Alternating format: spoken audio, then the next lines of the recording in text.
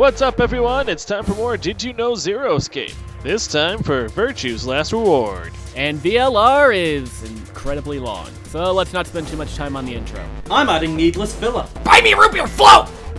Did you know? 999 was never intended to have a sequel. As a result of VLR being greenlit, Uchikoshi had to rewrite several of the plot threads from 999 to make them make sense with VLR. This includes Akane's fate in the true ending of 999, revealing that she never died at all in any timeline where the second Nonary game took place. It also meant that All Ice, the mummy, was turned into Alice, who is decidedly not a mummy. In marketing Virtue's Last Reward, Spike Chunsoft developed a side flash game to draw players' interest. The game, essentially a rapid-click game, featured a mechanic where the player would slap a scantily clad Clover on the chest repeatedly to keep the number 9 door from closing on her. If successful, the player is rewarded with Clover's clothes falling off and Kay's face appearing over hers. A double win, one might say.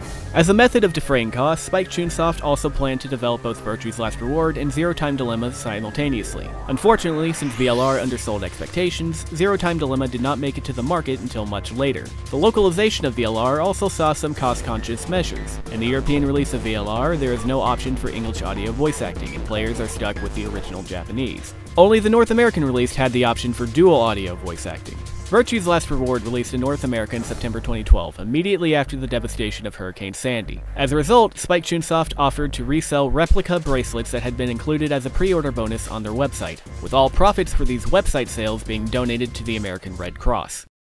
Did you know? Kotaro Uchikoshi held a Q&A with fans after the release of both 999 and Virtue's Last Reward. Of course you knew, we already told you that in the first half. He provided a lot of answers to fans' burning questions, as well as to questions no one really asked. Some of his answers explain story details or fill in plot holes. For example, Uchikoshi explains that Akane had adjusted Dio's bombs to radical 6 time, while everyone was unconscious in the Cyan route. He also offered hints to Quark's identity, that he was the grandchild of someone from 999. Uchikoshi also noted that the Free the Soul robe Akane was wearing in the epilogue was in fact the same robe that Snake wore while in the coffin in 999. Some of the details he gave were irreverent, such as that Akane is his favourite character, that Card Klim's favourite game as a child was Angry Birds, and that Dio hid the bombs on his back the whole time. Uchikoshi also confirmed some minor points, such as Zero the Third being inspired by Akane's traumatic experience in the 4th grade. He also noted that Luna was in fact the mother robot created to look after Kay.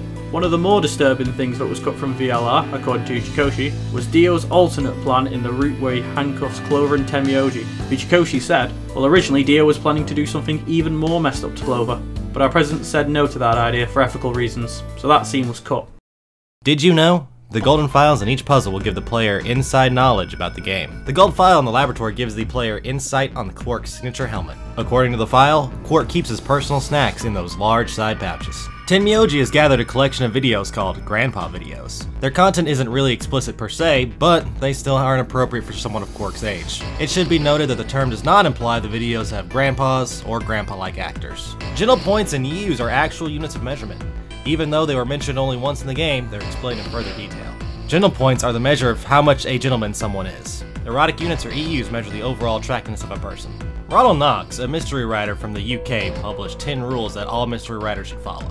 Not that VLR follows even one of these rules. The phone in the crew quarters can be used to dial more than just the answer to the puzzle. Dialing 0818 will have Sigma hear rather disgusting and disturbing eating and chewing sounds. It is believed that this is a reference to the Japanese phrase hachi hachi, which is the sound of a growling stomach. If the player dials the first 4 digits of pi, 3141, Sigma will hear someone explaining the origins of pi. 5309 leads a girl named Ginny answering the phone. This is a reference to the Tommy Two-Tone song Ginny, more commonly known as 8675 309. 6724 will answer with an Axis test group. They will ask Sigma if he wishes to join in either the mental or physical trials, commenting that the mental trials can end in death. This number at the time was the last 4 digits of the Axis hotline number. 8008 or boob in calculator spelling will show a series of numbers that will read, gosh, he is illegible. Of course, dialing 6969 puts Sigma through to a sex hotline that charges $24.99 per minute. One of the golden files references the disarm codes for Dio's bomb and an extra key for the players to discover hints about the game. If you add 1 to their alphanumerical value, they generate certain phrases. The 0 bomb turns to my brother. The 1 bomb is crash keys. The 2 bomb is free Z Soul. The 3 bomb in the Western release is Myrmidons. The Japanese version reads Claydol. If you read Crash Keys and Claydol with a Japanese accent, you will hear Kurashiki and Cradle respectively. Did you know? Here are some details you might have missed in each of the character endings. In Kei's ending, the flashback he has to his early life features shots of the lounge in the background, where he says he ate breakfast every morning.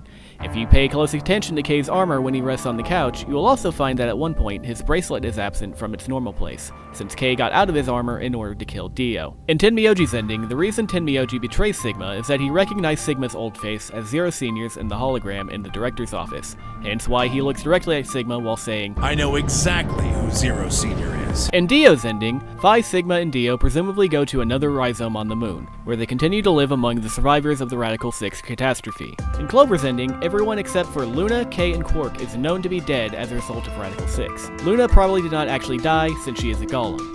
Kei was absent from the scene, as he would need something stronger than a scalpel to commit suicide with. He likely gave up on killing himself when he could not find a way to pierce his armor, and Quark was presumably in the cold sleep pod when the mass suicide happens.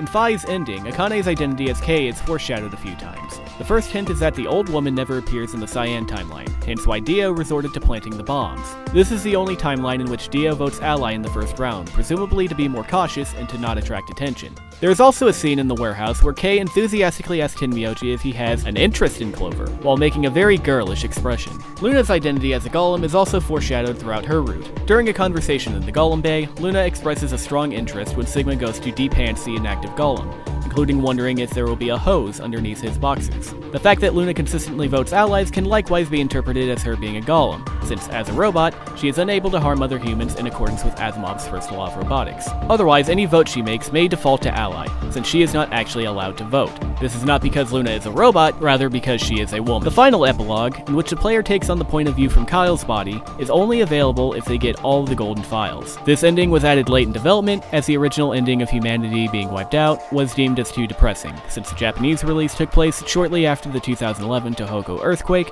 that ravaged most of mainland Japan. Sigma's age is one of the bigger twists of VLR. Did you know that it was foreshadowed all throughout the game? For starters, Sigma is never shown in the wide shot of the Floor A warehouse, despite the fact that it is supposed to be a shot of the full group. Sigma's face is never actually shown in any of the game's CG. The only exception to this is in the security footage where Kei drags Sigma and Phi to the white door. In this case, if you look closely enough, you can actually see that Sigma has gray hair. The only mirror in the entire facility is the one in the infirmary. However, looking into it will just lead to a note by Sigma that the mirror is fogged up. The reason Sigma doesn't recognize that his voice sounds different is because of the effect of Radical 6. Time is sped up for him, increasing the pitch he perceives his voice. The reason he doesn't recognize his own voice when listening to the hologram of Zero Senior is the same reason you wouldn't recognize your own voice from a recording. Speaking of which, this hologram is only ever seen by Sigma and Tenmyoji. Tenmyoji reveals that he figured out who Zero Senior is, but other than that, none of the characters, including Sigma, is given the opportunity to compare Zero Senior to Sigma. The cover of VLR's game cartridge shows Sigma with white hair and a glowing eye. In the 3DS version of the game, the bottom screen is given a more electronic visual to reflect his bionic eye. Finally, to wrap things up, here are all the character interactions that directly reference Sigma's appearance. I guess you've been working on that for quite a while, huh? Hey man, it was a joke. You remember what that is? A joke? You're in pretty bad shape, huh? You kind of remind me of my father. Right you are, my old son, right you are. You must have done a lot of drugs to look like that at 22. Cybernetic arms, huh? Can't say I'm surprised. I guess your hearing's starting to go. How sad. I feel tired just looking at you. Your face is like a week-old sock. So thanks to this old fart, you get to try and defuse a bunch of activated bombs on a countdown. Shut up! Just back off, Grandpa. Just hurry up and die! You senile old fuck! Somewhere deep in the United Kingdom is an organization that tracks all gentlemen, determining their caliber based off ancient and Byzantine collections of rules and guidelines. Oh god, that was much better. Zeke, I know you deleted the walrus, and I've seen the walrus of my own, so I'm not falling for it. I'm not gonna say Zero the Third was inspired by walruses, Akane. I'm not. I spotted it. Why not? She was. And I saw you deleted my attempt to put a walrus in your own. So let's just not fuck up. Let's just not play, shall we? Just gonna do a quick Control F walrus. There we go. No walruses. There's no walruses on the moon, Tom. You're safe.